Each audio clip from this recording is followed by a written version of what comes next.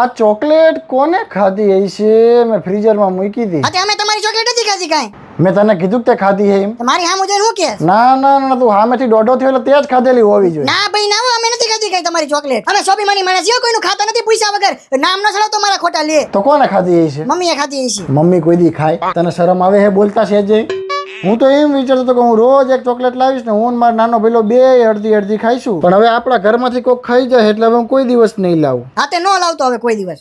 અને લાવી હોય તો વાંધો નથી, હું ધ્યાન રાખીશ તમ તારે. ના ના, ખોટી તારી ઉપાધિ રાખવી ને એટલે નહીં લાવું. ના ના હવે વાંધો ન આવે, તમ તારું ધ્યાન રાખીશ ફૂલ. પછી કઈ ના રે ના, આવે એવું કઈ લાવી નથી. અને નો લાય તો કઈ નહીં, બરોબર? આમે ચોકલેટ ખાવાથી દાંત હળી જાય, અમારે ખાવી નથી ચોકલેટ. હા તો સરસ લ્યો.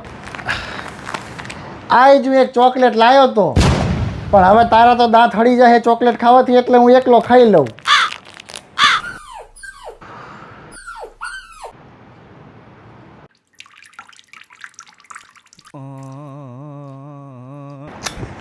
વાવ, ઈ તબાકડું સલકાણું જો. એલા એ આ ક્યાંથી આવી ગયું? બદલાય બીજું બદલાય.